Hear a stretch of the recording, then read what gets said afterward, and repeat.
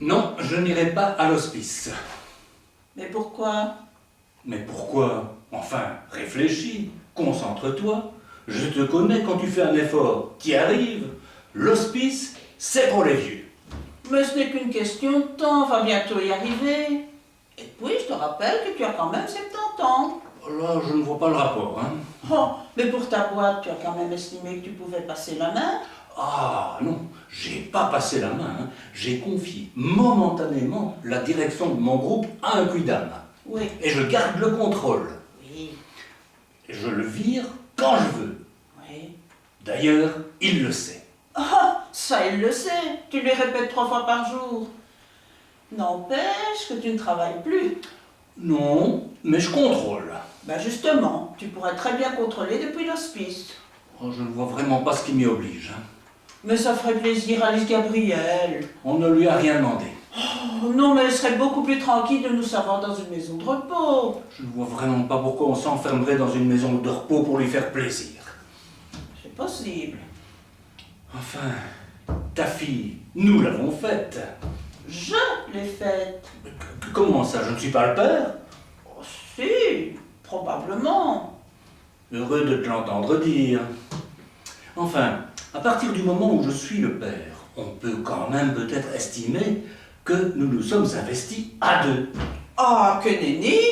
Comment ça, que nenni? Oh, toi, tu n'as rien investi du tout. Mais non, ne regarde pas comme ça, tu n'as rien investi du tout. Tiens d'ailleurs, calcule toi. Toi, tu fais très bien ça. Moi, j'ai investi 27 nausées, 42 migraines, j'ai ingurgité 142 kilos de fraises, 560 litres d'eau plate. J'ai supporté 1672 coups de fil de ta mère, 282 jours d'attente. Et pour terminer, 19h, 33 minutes et 14 secondes de souffrance. Et toi, qu'est-ce que tu offrais pendant ce temps-là? Ben, à elle, mon nom, et à toi, un certain plaisir. Oh, 15 secondes de plaisir non partagé. Je revois encore le petit hôtel où on s'est connus la première fois. Ah oui, l'hôtel faisait chambre double. Et toi, plaisir à part.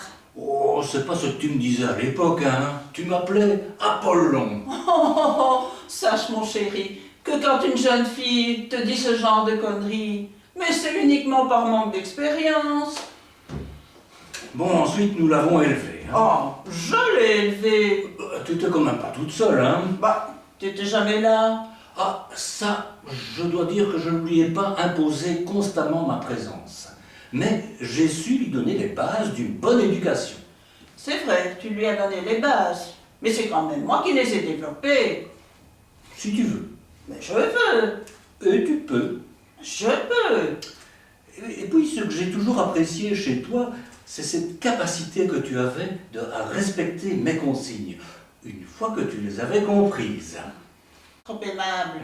C'est la raison pour laquelle nous formons un couple idéal.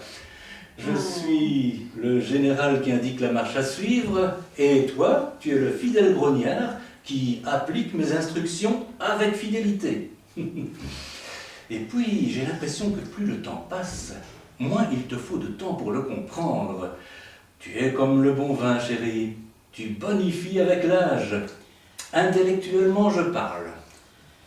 Bon, est-ce que le fidèle grognard peut offrir un café à son général? Mais tout à fait.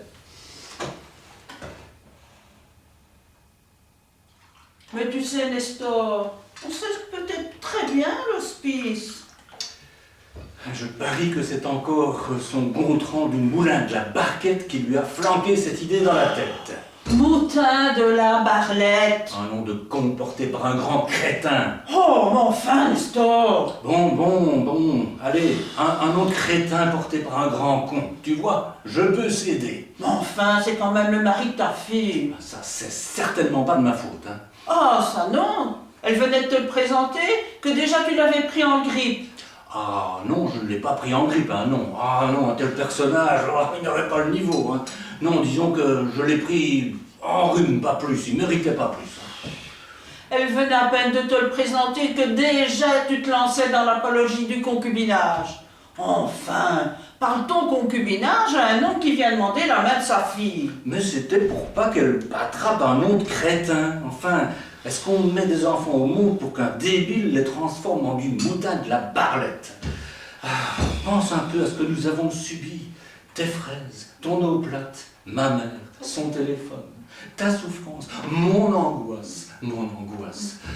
Et puis je ne sais pas si tu as remarqué, mais comme ta fille, elle parle à présent, Non, mais depuis qu'elle est devenue aristocrate. mais non. Enfin, mais il suffit de regarder sa bouche, quoi. On se croirait au cinéma. Oh, gaga, oh, gaga. Mais enfin, bon, quand on l'a élevée, elle ne parlait pas comme ça. Elle disait pas un biberon, maman. Non, c'est incroyable, ça. Elle a chopé à la fois un nom débile et l'accent. Il manquerait plus qu'elle se chope un gosse et ce serait la totale. Oh, mes vieux grognons, mais je suis persuadée que tu serais très heureux d'avoir que tu t'es grand-père. Oh certainement pas d'un moutin de la barlette, en tout cas. Hein. En tout cas, si c'était le cas, je porterais plainte. Mais enfin, pourquoi? Mais pourquoi? Est-ce que tu te rends compte du nombre de rimes qu'on peut faire dans une cour de récréation avec le mot barlette? Oh, mais ça, je suis persuadée que tu lui auras appris bien avant qu'il ne rentre à l'école. Ah, ça, c'est le principe de la vaccination, autant qu'il soit immunisé. Mais enfin, aurions-nous la chance d'avoir nos petits-enfants dans notre prison? Je ne sais pas pourquoi je n'ai pas été grippé ce jour-là où je l'ai pistonné dans cette boîte de ringards. Oh, mais que nenni! Encore que nenni! Ce n'est pas grâce à toi que Lise Gabriel a un emploi de DRH. Première nouvelle. Oh, rappelle-toi, chérie, la lettre du PDG. Nous l'avons signée à deux. Attends, tu ne vas quand même pas me dire que c'est ta signature qui a fait l'embauche? Si. Pour autant que je me souvienne, le jour où nous avons rencontré le PDG, la Silvio Hubert, eh bien c'est avec moi seul qu'il parlait. Ah oui, mais la seconde fois, quand je l'ai rencontré et que nous étions seuls, c'est avec moi qu'il a parlé. Quand ça? Oh, peu de temps après notre première rencontre, nous nous sommes retrouvés par hasard au Café de la Paix. Il t'a reconnu? Oh, pas tout de suite, hein? Oh ben non. Il m'a dit, chère madame, n'êtes-vous pas l'épouse de ce charmant monsieur que j'ai rencontré l'autre jour à l'ambassade de Belgique? Il t'a dit ça? Mot pour mot. Oh, mais qu'il est charmant, ce garçon! Il est bien. Oh. Ah, il est bien, ça. Il est très bien. Et? Ben, je lui ai dit oui, évidemment. J'étais heureuse qu'il me reconnaisse comme étant ton épouse. Et? Eh bien, je lui ai narré que j'étais vraiment, mais vraiment heureuse d'avoir épousé un homme de ton envergure. Je t'ai vanté, tu sais. Ah, que je t'ai vanté. Et? Eh bien, il m'a proposé d'aller nous promener, donc nous nous sommes dégourdis les jambes, tout en continuant à parler de toi. Et? Ben, tu connais les jambes, hein. On les dégourdit, elles se fatiguent, alors il faut les allonger.